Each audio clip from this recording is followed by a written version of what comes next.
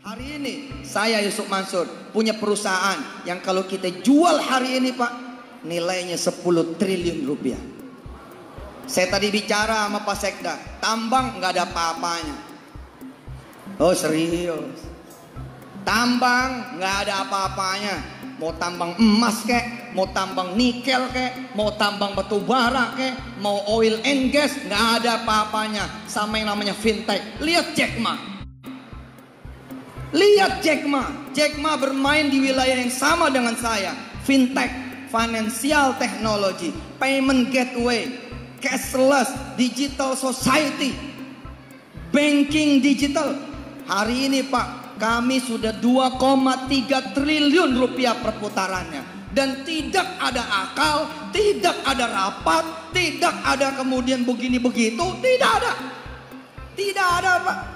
Asli nggak ada. Saya mimpin perusahaan kayak mimpin pesantren. Anak-anak yang kerja di saya, teman-teman yang kerja di Paytrend, semuanya masuk ke dalam kantor berwudu. Bapak kalau main ke kantor saya harus buka sepatu. Kenapa? Karena 4 lantai di kantor kami semuanya daerah yang dinyatakan suci, dimanapun bisa sholat sunnah, dimanapun bisa berzikir, dimanapun kemudian bisa duha, dimanapun bisa tahajud, dimanapun bisa baca Quran. Saya kalau datang tidak rapat. Saya kalau datang saya kumpulin karyawan-karyawan saya, lalu saya bilang, ayo silakan dibuka surah Al-Fatnya. Nggak pernah saya rapat. 8 Desember Pak Bupati, 8 Desember Paytrend jadi bank. Kulit begini Pak, lokal Indonesia, belum ada saham yang dijual 1% pun. Sebagaimana bapak-bapak ibu-ibu tahu yang melihat, yang membaca berita bahwa hari ini perusahaan-perusahaan rata-rata sudah asing. Kami Pak, perusahaan dengan size 2,3 triliun, Januari Februari besok insya Allah kita berangkat menuju pada 20 triliun per bulan. Per bulan. Jangan bercanda.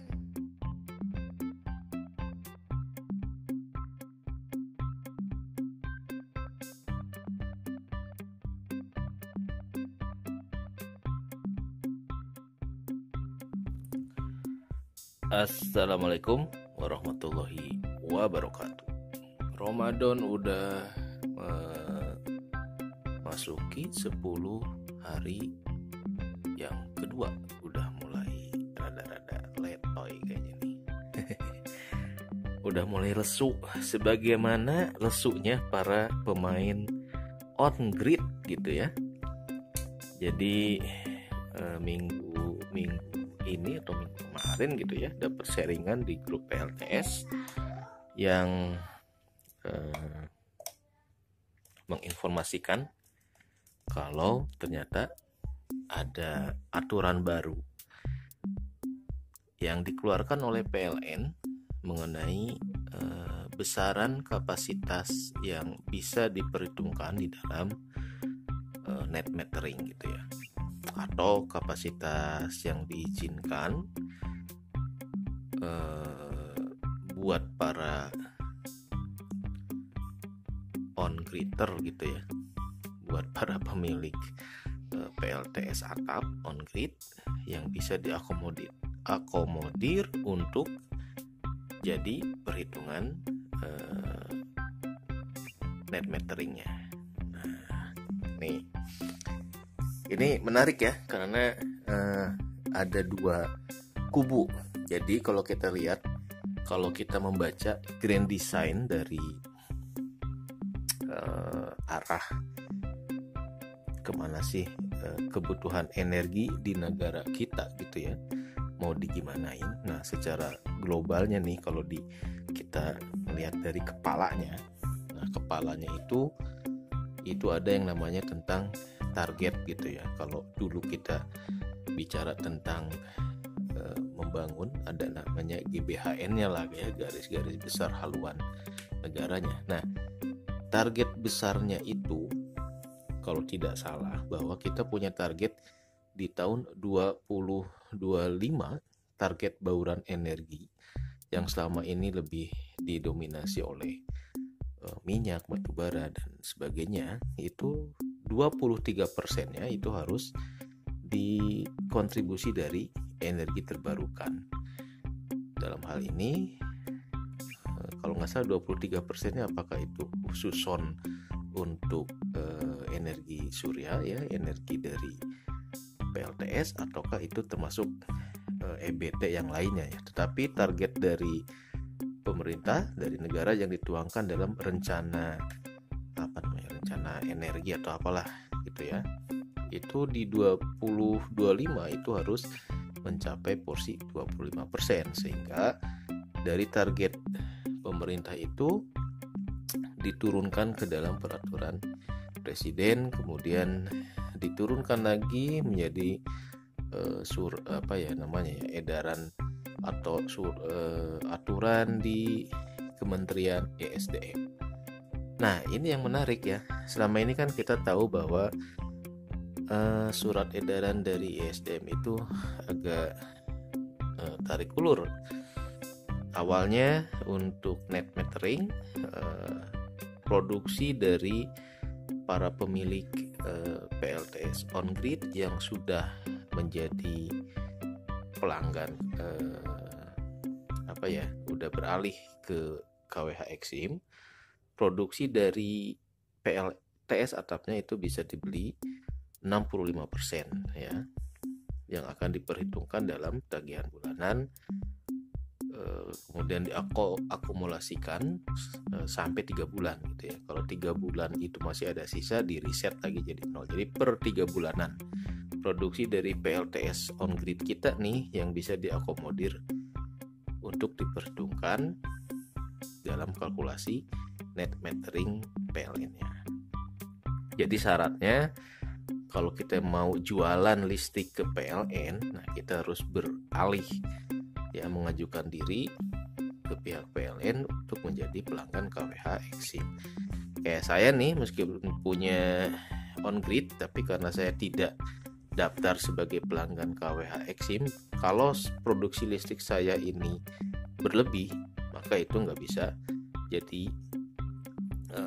dijual istilahnya ya, jadi cuma donasi aja. Tercatat di smart meter kita, tetapi surplus dari atap kita itu nggak diperhitungkan. Nah, itu bedanya untuk pelanggan PLN yang memang tercatat sebagai pelanggan KWH Exim dan yang bukan gitu ya. Katakanlah ilegal aja nih, yang saya punya ini katakanlah ilegal gitu ya. Kenapa ilegal? Ya mungkin lebih kena ya, dalam arti bahwa itu nggak bisa dijual gitu ya, bukan ilegal. Melanggar atau enggak itu masih harus kita gali. Nah, yang menarik adalah isu mengenai bahwa PLN itu mengeluarkan surat internal memonya ya, bahwa bagi para pelanggannya yang punya PLTS atap itu hanya 10-15% saja yang diizinkan kapasitas PLTS atapnya gitu. Nah, ini nih menarik nih. Baca nggak ya? Poin ke berapa nih? Poin nomor 5 gitu ya. Jadi latar belakangnya adalah PLN ini memang kondisinya lagi oversupply gitu ya.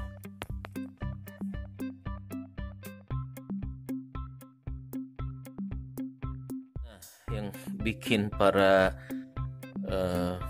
pelaku PLTS atap itu misuh-misuh gitu ya, pada kesel ini karena di poin 5 ini nih, bahwa sembari menunggu proses detailnya Permen 26, maka strategi layanan terhadap permohonan PLTS atap adalah nomor 1, secara umum kapasitas dibatasin. Nah, ini nih yang bikin sakit hati, yang udah yang udah bikin PLTS atap kelas sultan ini nih pada nggak keluar gitu izinnya ya. Kenapa?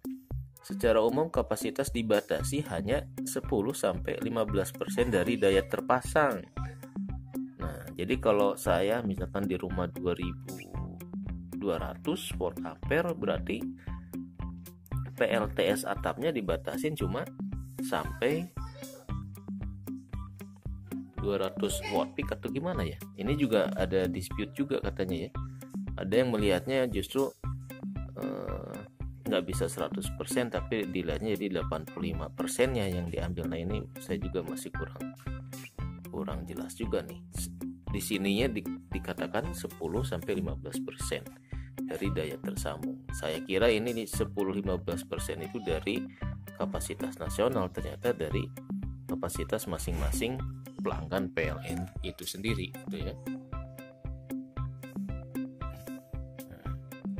Kemudian ini sebetulnya yang angka 10-15% ini yang menjadi biang ribut gitu ya, diprotes juga oleh para pelaku bisnis di asosiasi PLTS atap bahwa ini PLN melanggar aturan Permen ISDM gitu ya, dianggap seperti itu. Kemudian perbandingan ekspor impor masih menggunakan Permen SDM Peraturan Menteri ISDM nomor 49 tahun 2018, yaitu 1:65%. Nah, jadi si PLN itu kekeh tidak melaksanakan Permen yang tahun 2021 nomor 26 di atas ya, yang mensyaratkan 100% gitu. Kenapa 100%? Ya untuk mengejar target nasional rencana induk strategis di bidang energi yang akan mengejar 23% harus energi terbarukan. Nah, PLN malah kagak mau dengan alasan yang Permen 26 tahun 2001-nya itu belum detail ngatur ya. Jadi karena belum ngatur ya saya pakai yang 65% dulu gitu katanya ya. Jadi kalau kita punya PLTS on grid, kemudian jadi pelanggan KWH Exim, produksi surplus yang dihasilkan dari PLTS atap kita itu cuma 65% aja dihargai. Nah, makanya kenapa mungkin ada teman-teman yang nanya, kenapa nggak pakai KWH Exim aja nih saya gitu ya, udah ada on grid 2 biji, bisa kapasitas sampai itu 1000 watt peak, yang ini mungkin 500 bisa gitu ya. Nah, kenapa? Alasannya yaitu begitu kita jadi pelanggan Exim, nanti kita ada terkena kayak aturan biaya minimalnya gitu ya. Ada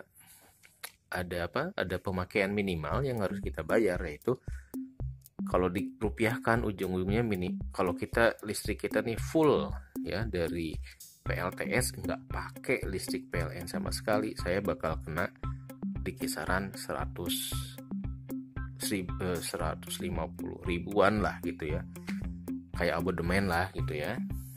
Nah, kalau saya tetap harus bayar 150 walaupun nggak pakai PLN sama sekali, ya itu mah sama dengan tagihan PLN saya existing gitu ya. Ngapain saya pindah ke KWH ekspor impor yang harus bayar 2-3 juta gitu lah, mendingan ala kadarnya seperti ini.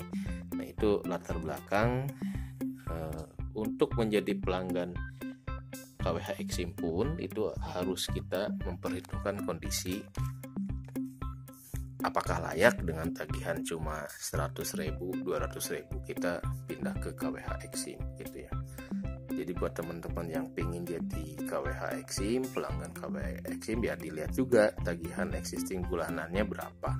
Kalau tagihan bulanannya itu 1 juta, 2 juta barulah layak. Tapi kalau memang sekarang udah minimalis gitu ya, cuma 100 ribuan, ya mendingan nikmatin aja lah kayak gini ya, nggak usah ngajuin dulu. Apalagi ini ada aturan baru nih 10-15% gitu. Nah, yang lainnya sih ini seru ya, dari diskusi-diskusi di grup yang menyebutkan bahwa perlu syarat ini, perlu syarat itulah gitu ya.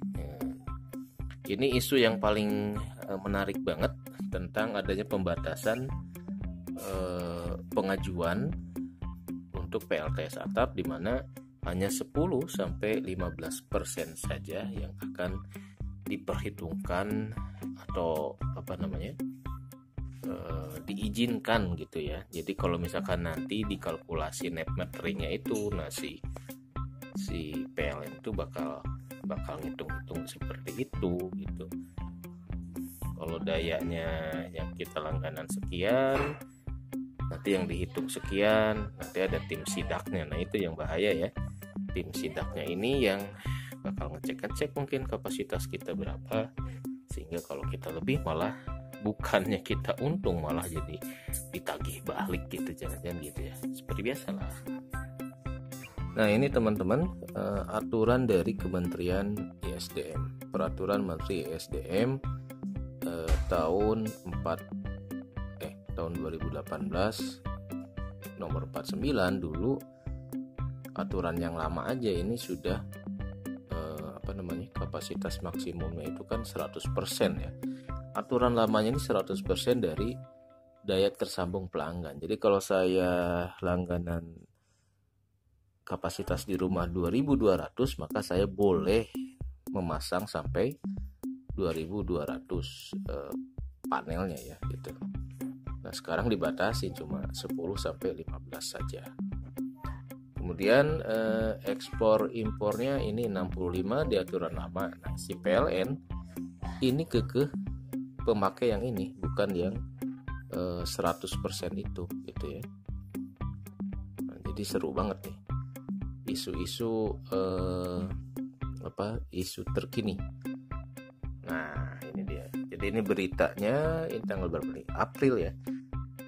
Asosiasi apa nih? Pokoknya asosiasi itulah ya, minta PLN tidak membatasi pemanfaatan PLTS atap. Nah kenapa? Karena ini menjadi hal yang membuat bisnis PLTS atap menjadi terhambat gitu. Bukan bisnisnya ya, tapi ya buat sebagian kalangan ini jadi hambatan gitu. Berita-beritanya mungkin bisa kita simak seperti itu. Yang jelas dari asosiasi sudah teriak-teriak ya. Jadi kalau PLTS atap ini dihambat, akan menyebabkan target energi terbarukan yang telah dicanangkan pemerintah bisa gagal tercapai begitu. Oh ini nih, Asosiasi Energi Surya Indonesia meminta PLN untuk menjalankan Peraturan Menteri ISDM nomor 26 tahun 21 dan tidak membatasi pemanfaatan PLTS atap hanya 10-15% dari kapasitas listrik terpasang di sektor industri gitu ya. Nah ini juga masih tanda tanya. Ini apakah 10-15% ini termasuk residensial perumahan gitu ya, kayak rumah tangga atau industri atau semuanya gitu. Ini menarik untuk dikaji isu-isu terkini yang berkaitan dengan PLTS atap gitu. Ya, yang jelas ini membuat secara ya istilahnya bukan win-win solution tapi lose and lose gitu. Kenapa? Karena sebagian orang yang sudah mengenal PLTS, maka pilihannya adalah ya sudah full off grid, cerai sama sekali dari PLN gitu ya. Nah ini kata Pak Bambang nih yang dari, nah ini PLN berani langgar Permen ESDM soal PLTS atap. Nah ini juga sama ya. Nah yang menarik ini nih, kalau di grup dari paparannya Pak Yohanes Bambang Sumaryo, bahwa apa yang terjadi belakangan ini tentang pembatasan on-grid 10-15% dari kapasitas terpasang dan ketentuan lain yang menghambat perkembangan PLTS on-grid, itu ciri-ciri yang mendorong terjadinya grid defection atau terpisah atau memisahkan sama sekali dari grid. Nah, jadi kalau sebagian misalkan yang sudah benar-benar meyakini bahwa PLTS atap itu menjadi solusi gitu ya, ya udahlah sekalian aja jadi full off grid. Tadinya mau on grid, ya udah kita bye PLN selamanya gitu. Malah itu menjadi rugi buat PLN juga rugi buat para users on gridnya. Kenapa? Karena pasti dia harus berinvestasi yang lebih besar lagi karena harus menyediakan baterainya ya, backup cadangan buat baterai. Nah itu yang justru bukan win-win solution nih si PLN ini. Cuma ya itulah namanya ada celah, ada abu-abu. Bagaimanapun kondisi PLN memang bakal terancam dengan makin maraknya PLTS DIY PLTS nih ya. Ini buat youtuber yang suka sharing PLTS begini-begini, tanggung jawab ya kalau PLN sampai bangkrut. Oke, itu dulu isu terkini dari grup PLTS yang membuat harus hati-hati mengamati kemana nih arah dispute-nya ini ya.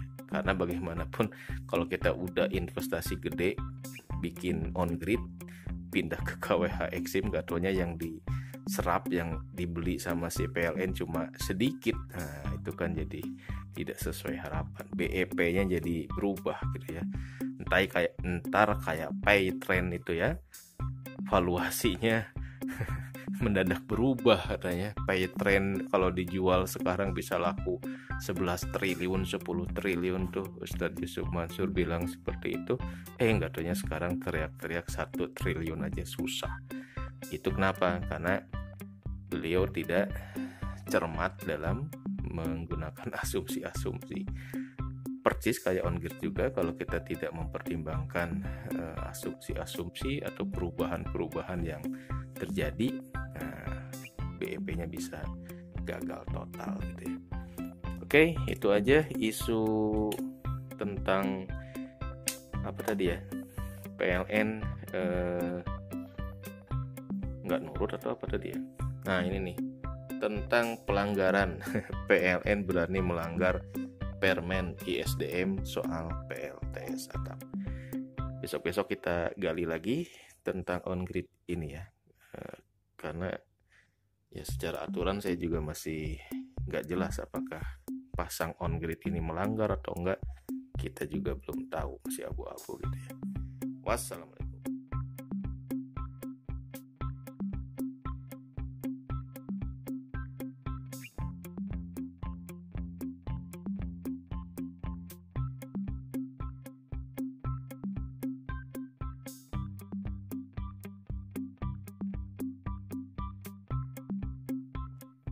Nah ini adalah edaran yang dikeluarkan ke kantor-kantor PLN di seluruh Indonesia gitu ya, tentang aturan kebijakan PLTS atap yang dikeluarkan oleh PLN. Jadi karena latar belakangnya PLN ini kan lagi surplus, produksi listrik dia itu berlebih tapi nggak keserap gitu ya. Kenapa nggak keserap? Ya karena kondisi corona, kemudian daya beli turun, mal-mal tutup, pabrik-pabrik kolaps, sehingga nggak keserap. Nah, produksi berlebih ini ternyata juga kehantam dengan banyaknya residensial dan industri yang mulai beralih ke PLTS atap. Mereka pasang PLTS atap sendiri sehingga penggunaan listrik PLN-nya kan jadi berkurang. Sementara PLN juga kapasitas produksinya naik gitu ya. Jadi kena double pukulan nih PLN-nya. Nah, dimana sebelumnya nih nomor 1 nih ya, kita baca nih. Program 35.000 megawatt yang diinstruksikan pemerintah sebagian besar sudah memasuki masa konstruksi dan sebagian sudah beroperasi. Nah, ini belum semuanya produksi, malah ini ya, belum semuanya produksi aja ini udah surplus. Kemudian sistem Jawa Madura Bali, cadangan dayanya 15,4 kW apa gigawatt ya, dengan daya nggak tahu dah itu. Nah, sehingga pada tahun 2022 ini akan ada penambahan pembangkit yang oversupply ya untuk Jawa, Bali, dan Madura. Nah, ini latar belakang. Jadi untuk posisi PLTS on grid yang di Jawa, Madura, dan Bali ini akhirnya yang kena oleh kondisi oversupply si PLN. Nah, nomor 4, mengingat Permen nomor 26 tahun 21 belum mengatur secara detail aspek teknis dan lain-lain. Nah, jadi PLN ini berlindung dengan kondisi Permen nomor 26 tahun 21 yang menyebutkan bahwa produksi dari PLTS atap itu akan bisa diakomodir sampai 100%, yang sebelumnya itu 65% gitu ya. Ini Permen yang nomor 26 sendiri ini katanya ini dipending ya. Jadi belum diberlakukan, jadi masih pakai yang 65%. Tetapi ini sama PLN ini lagi nih. Nggak dilirik lagi ya, diabaikan gitu. Kenapa? Alasannya karena permennya itu belum mengatur secara detail. Jadi mumpung kagak diatur secara detail, nah dia PLN langsung melakukanlah tuh di poin nomor 5. Nah, ini yang bahaya nih di poin 5 ini.